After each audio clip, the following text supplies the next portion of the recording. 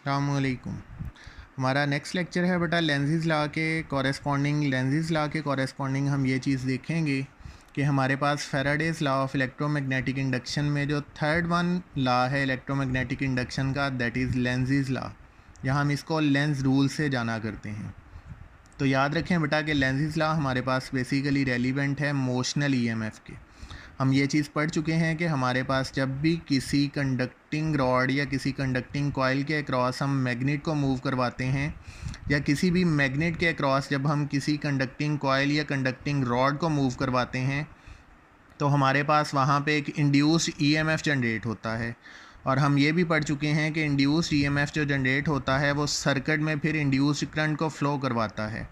तो याद रखें बेटा कि हमारे पास किसी भी सर्किट के अक्रॉस जब मोशनल ईएमएफ की वजह से इंड्यूस्ड करंट जनरेट होता है तो वो सर्किट में इस तरह से फ़्लो करता है कि वो हमेशा अपने काज को अपोज़ करता है।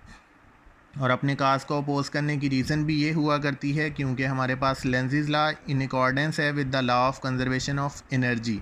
इट मीन्स कि अगर हमारे पास मैकेनिकल वर्क परफॉर्म हो रहा है और वो इलेक्ट्रिकल एनर्जी में कन्वर्ट हो रहा है, तो जितनी इलेक्ट्रिकल एनर्जी हमारे पास प्रोड्यूस होगी उतना मैकेनिकल वर्क में लॉस होगा, या जितना मैकेनिकल वर्क परफॉर्म हो रहा होगा उतना इलेक्ट्रिकल एनर्जी में लॉस होगा। इट मीन्स कि total energy of the system remains conserved.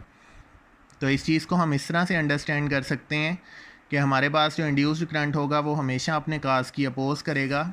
Means कि अगर हम इस फिगर पे गौर करें तो हमने एक परमानेंट मैग्नेट कंसीडर किया है with two poles, north and south pole, और हमारे पास एक कंडक्टिंग कॉइल है।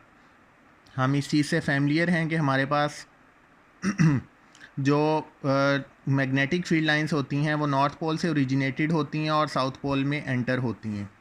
तो यहाँ पे अगर हम बेटा इस नॉर्थ पोल के कॉरेस्पॉन्डिंग इस कॉइल को नोट डाउन करें और इस कॉइल को मूव करवाना शुरू करें क्रॉस दैट मैग्नेट, तो हमारे पास इस कॉइल के अंदर एक इंड्यूस्ड ईएमएफ जनरेट होगा जो इंड्यूस्ड करंट को फ्लो करवाएगा।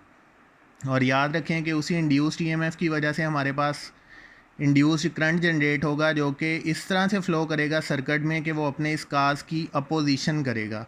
तो इसकी अपोजिशन करने के लिए हम ये चीज़ नोट डाउन कर सकते हैं कि अगर हमारे पास इस कंडक्टिंग कॉइल को टुवर्ड्स द मैग्नेट मूव करवाया जाए तो हमारे पास इस कॉइल के अंदर जो करंट है वो एंटी क्लॉकवाइज डायरेक्शन में फ़्लो होगा। और उसकी रीज़न कुछ ये होगी कि अगर करंट एंटी क्लॉकवाइज की डायरेक्शन में फ़्लो करेगा, मींस कि इस डायरेक्शन में फ़्लो करेगा, तो इस डायरेक्शन में करंट फ्लो करने की वजह से हमारे पास इस कॉइल का जो नॉर्थ पोल होगा वो इस साइड पे जनरेट होगा और साउथ पोल इस साइड पे जनरेट होगा।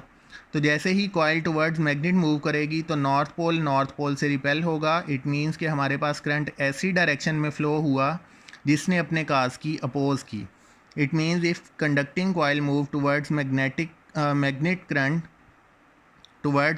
Current flows in anti clockwise direction.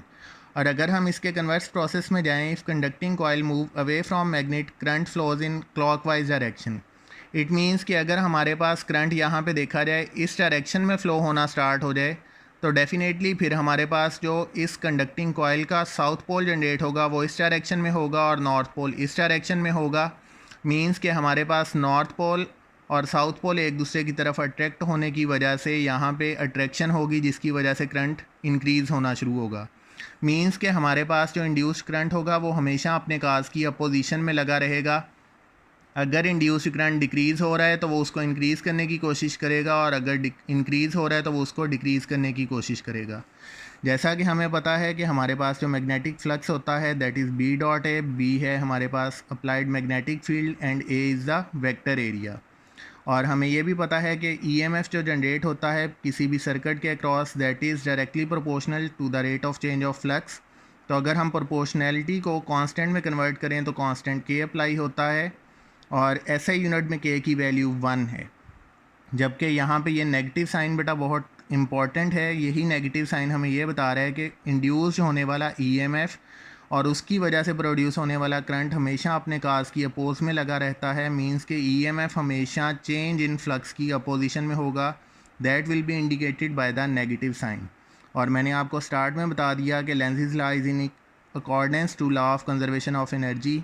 Means कि जितना मैकेनिकल वर्क कम होगा उतनी इलेक्ट्रिकल एनर्जी इंक्रीज़ होगी, जितना इलेक्ट्रिकल वर्क परफॉर्म हो रहा होगा उतनी मैकेनिकल एनर्जी डिक्रीज़ हो रही होगी। मींस के total energy will remains constant. Thank you.